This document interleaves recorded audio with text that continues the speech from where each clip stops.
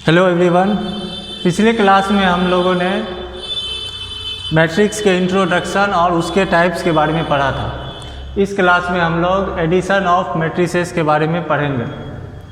तो दो मैट्रिक्स को जोड़ने के लिए जो सबसे ज़्यादा ज़रूरी है वो है दोनों मैट्रिसेस का कंपेरेबल होना। कंपेरेबल मतलब दोनों मैट्रिसेस का ऑर्डर सेम होना चाहिए। अगर हम लोगों को दो मैट्रिसेस को ऐड करना है तो दोनों मैट्रिसेस का ऑर्डर सेम होना चाहिए। जैसे एग्जांपल के लिए अगर ए कोई मैट्रिक्स है जिसका ऑर्डर है m इंटू एन और बी कोई मैट्रिक्स है जिसका ऑर्डर है बी है m इंटू एन, इसका मतलब ये दोनों क्या है, कंपेरेबल है ना। अगर ये दोनों कंपेरेबल है तब इसका एडिशन पॉसिबल है और इसका एडिशन जो होगा वो होगा दोनों मैट्रिक्स के कोरस्पॉन्डिंग एलिमेंट्स को जोड़ देना और जो एडिशन के बाद जो मैट्रिक्स आएगा उसका ऑर्डर भी होगा m इंटू एन ही। इसको एक एग्जाम्पल से हम लोग समझते हैं। जैसे ए कोई मैट्रिक्स दिया हुआ है, इसका ऑर्डर क्या है 3×3। क्यों? इसमें 3 रो है और 3 कॉलम है, इसका ऑर्डर है 3×3। बी का ऑर्डर है 3×3। सी में क्या है, 3 रो तो है लेकिन कॉलम 2 ही है, तो इसका ऑर्डर क्या हो जाएगा 3/2। तो हमारे पास क्वेश्चन ये है कि हम लोग को a प्लस बी निकालना है और b प्लस सी निकालना है। तो एडिशन में सबसे पहले हम लोग क्या देखेंगे, जैसे a प्लस बी के लिए हम लोग ऑर्डर देखेंगे क्या है। इसका भी ऑर्डर 3×3 है, इसका भी ऑर्डर 3×3 है, दोनों का ऑर्डर सेम है, यानी कि ये दोनों कंपेरेबल है आपस में, तो इस दोनों का एडिशन पॉसिबल है ना। तो सबसे पहले a plus B is possible या एग्जिस्ट करता है। अब इसके बाद क्या करेंगे हम लोग, जो इसका कोरस्पॉन्डिंग एलिमेंट्स है उसको ऐड कर देंगे। जैसे a प्लस बी का वैल्यू क्या हो जाएगा हमारे पास 2 और इसका कोरस्पॉन्डिंग एलिमेंट क्या है 0, 2 + 0। यहाँ पे क्या है 3, इसके कोरस्पॉन्डिंग एलिमेंट कौन सा है 1। उसी तरह से 0 + 4, 4 + 2, आगे 6 + 3, 2 + 6, 3 + 1, 2 + 3, 1 + 2। अब जब इसको ऐड करेंगे तो हमारा वैल्यू आएगा 2, 4, 4, 6, 9, 8, 4, 5, 3। और जो एडिशन के बाद जो मैट्रिक्स आएगा वो भी सेम ऑर्डर का ही होगा जिस ऑर्डर का मैट्रिक्स को हम लोग ऐड किए थे, यानी इसका भी ऑर्डर क्या होगा 3×3। अब अगर क्वेश्चन में दिया हुआ है b प्लस सी भी निकालना हम लोग को, तो b प्लस सी में देखेंगे हम लोग b का ऑर्डर है, यहाँ पे क्या दिया हुआ है 3×3। c का ऑर्डर क्या दिया हुआ है 3/2 है ना। अब यहाँ पे इस दोनों का ऑर्डर सेम नहीं है, तो ऑर्डर सेम नहीं है इसका मतलब क्या है कि b प्लस सी का एडिशन पॉसिबल नहीं है, यानी b plus C is not possible. ठीक है। अब इसके प्रॉपर्टीज़ के बारे में हम लोग पढ़ेंगे। इसके एडिशन के प्रॉपर्टीज़ में सबसे पहला प्रॉपर्टी है कि ये कम्यूटेटिव लॉ को फॉलो करता है।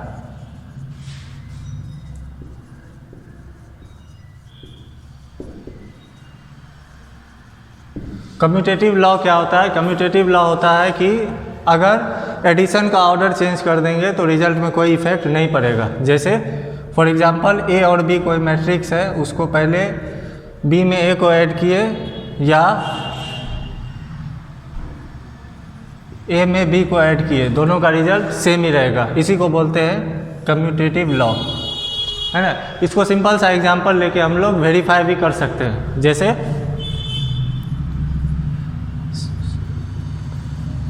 2, 2, 4, 2, सिंपल 2×2 मैट्रिक्स का एग्जांपल लेंगे हम लोग सिर्फ वेरीफाई करने के लिए। और b 4, 2, 0, 6, ये भी कौन से ऑर्डर का है 2×2 का है। तो अगर पहले हम लोग क्या निकालते हैं, ए प्लस बी, तो ए प्लस बी का वैल्यू क्या हो जाएगा, ऑर्डर सेम है तो आराम से ये दोनों ऐड हो सकता है। इसके कोरस्पॉन्डिंग एलिमेंट्स को सिर्फ हम लोग जोड़ देंगे, जैसे 2 + 4 6, 2 + 2 4, 4 + 0 4, 2 + 6 8, ए प्लस बी आ गया हमारे पास। अब हम लोग को क्या निकालना है, बी प्लस ए। बी प्लस ए जब निकालेंगे हम लोग तो बी के कोरस्पॉन्डिंग एलिमेंट्स में ए के कोरस्पॉन्डिंग एलिमेंट्स को जोड़ेंगे, तो क्या होगा 4 + 2 6, 2 + 2 4, 0 + 4 4, 6 + 2 8। तो यहाँ पे हम लोग देख सकते हैं कि ए प्लस बी का जो वैल्यू आया है और बी प्लस ए का जो वैल्यू आया है वो दोनों सेम है। इसका मतलब हम लोग बोल सकते हैं कि ये कम्यूटेटिव लॉ को फॉलो करता है। दूसरा प्रॉपर्टी है इसका कि ये एसोसिएटिव लॉ को भी फॉलो करता है।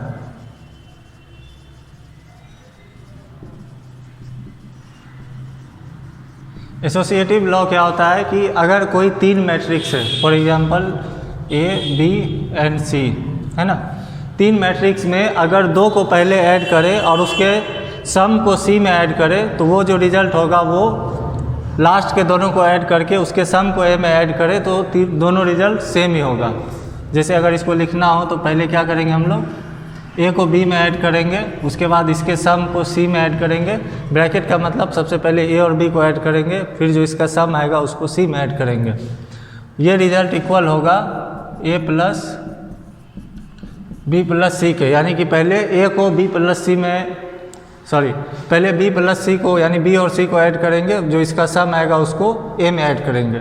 इसी को बोलते हैं एसोसिएटिव लॉ, है ना। तो मैट्रिक्स जो है वो एसोसिएटिव लॉ को भी फॉलो करता है। इसका भी एग्जांपल हम लोग सिंपल कोई भी मैट्रिक्स लेके चेक कर सकते हैं, कोई भी अपने मन से, ए और बी और सी लेके, जैसे हम लोग कम्यूटेटिव लॉ के केस में चेक किए थे।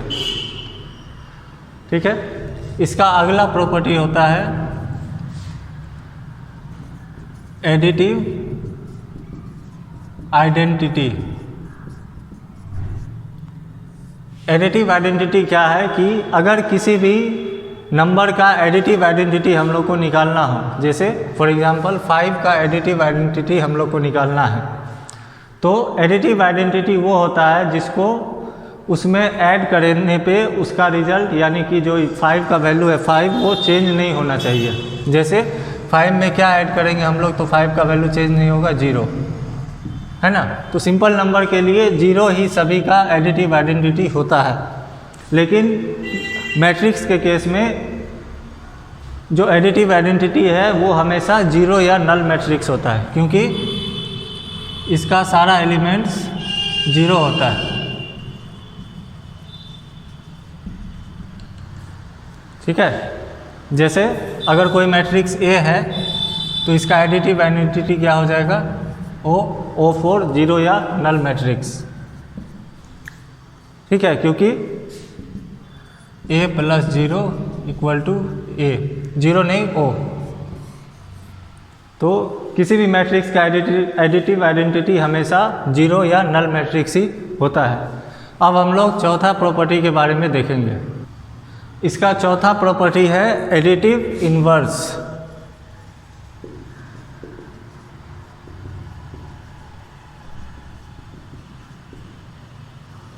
एडिटिव इन्वर्स का मतलब वो होता है कि अगर किसी नंबर में उसके एडिटिव इन्वर्स को जोड़ दे, यदि कोई भी नंबर ले ले हम लोग, अगर उसमें उसके एडिटिव इन्वर्स को जोड़ दे तो इसका सम हमेशा 0 आना चाहिए। यही होता है एडिटिव इन्वर्स। जैसे जिस तरह पिछले एग्जाम्पल में लिए थे हम लोग 5, यहाँ भी 5 ही लेंगे, तो 5 में क्या ऐसा ऐड करेंगे कि रिजल्ट 0 होना चाहिए। सिंपल है, 5 में क्या ऐड कर देते हैं हम लोग, -5, तो इसका रिजल्ट क्या आ जाएगा, 0। उसी तरह से मैट्रिक्स के केस में अगर ए कोई मैट्रिक्स है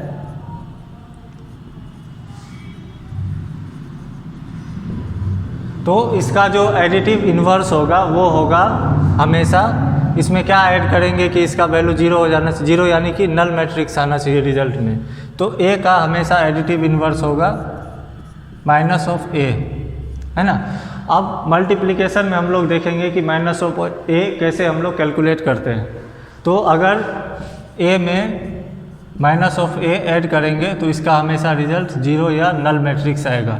इसका मतलब ए अगर कोई नंबर है, या नंबर नहीं कहना सही होगा, ए अगर कोई मैट्रिक्स है तो ए का एडिटिव इन्वर्स यही होगा।